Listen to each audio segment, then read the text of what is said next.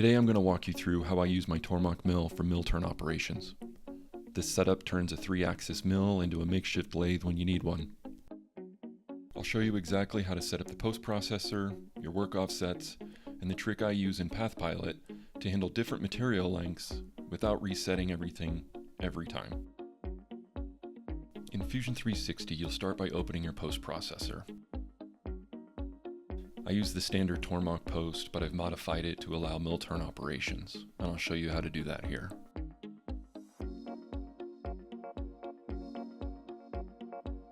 Start by duplicating one of the existing Tormach posts.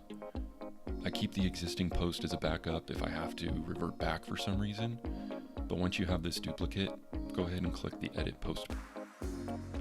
We're going to modify the post code here in a very simple way. Find the capabilities line and copy one of the descriptions. Ensure you get the vertical pipe and the semicolon.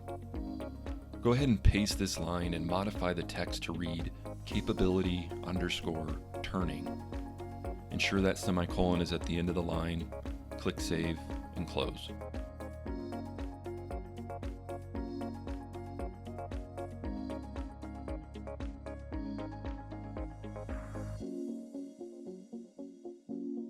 You may not see an immediate difference, but if you close the post library window and reopen it, you will now see that your modified post has an icon indicating that turning has been enabled.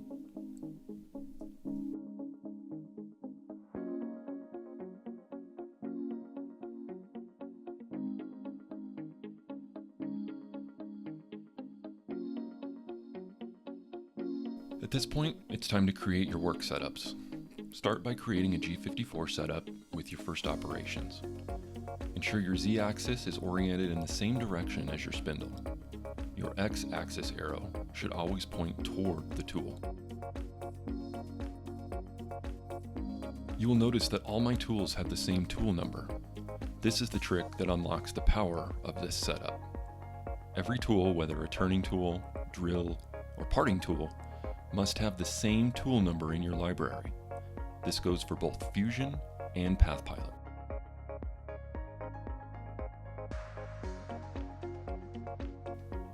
The tool number can be a number that works best for you. In my shop, I use tool number 255.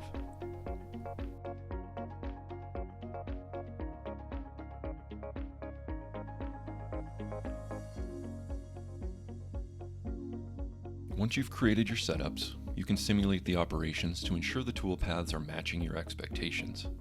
If you're using multiple tools, you need to create a new setup with a new work coordinate system for each tool, but keep all of the tool numbers the same. In my case, tool 255. That means whether you're turning, facing, or drilling, Fusion thinks it's the exact same tool. When you go to post your NC code, remember to select your modified post processor.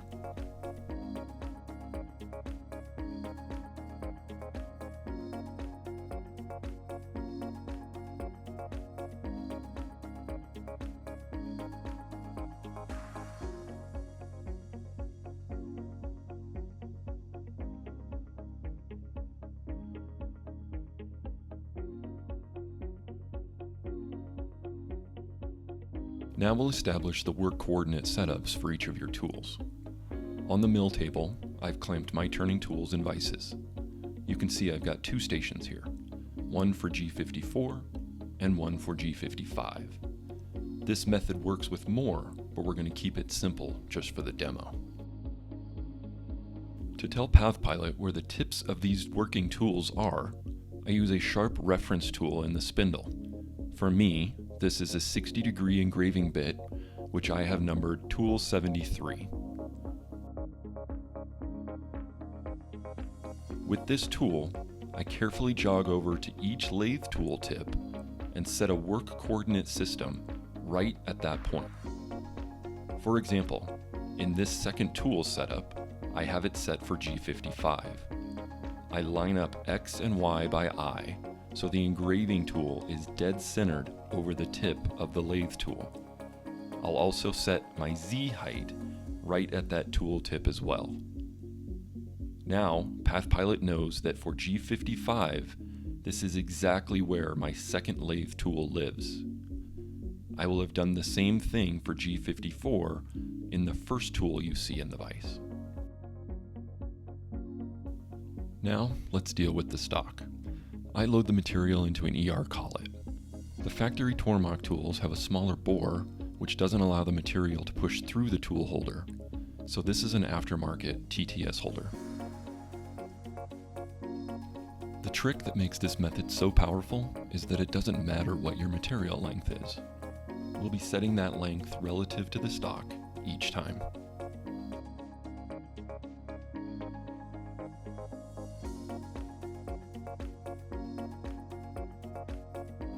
Load the tool holder into the spindle. It's important that you remember to notify PathPilot that you have now inserted the tool number you specified in Fusion and created in your PathPilot library. Again, my example is tool 255. I jog the spindle so the material is sitting right above the first tool location, my G54 point. Then, I lower the material using the paper method. Slip a piece of paper between the stock and the tool tip. Lower until the paper just drags, and this is your new Z contact point. Here's the critical step. In PathPilot, with your tool number selected, go to the tool offset page and press Z touch. This sets the tool length offset for your tool number relative to the actual stock length in the spindle. With the coordinate system set for each tool and the Z touch completed for my tool, tool 255, I post my code from Fusion and run it. The toolpaths run just like a lathe. First a roughing pass with G54, then it shifts to G55 for the second tool.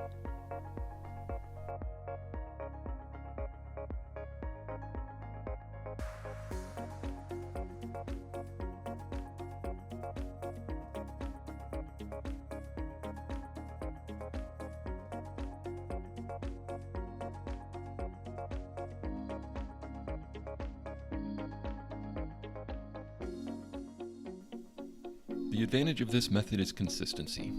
The tools never move, they're locked in place.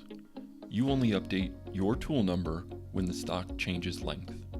That saves setup time, reduces mistakes, and makes it realistic to do mill turning on a Tormach without dedicated lathe hardware.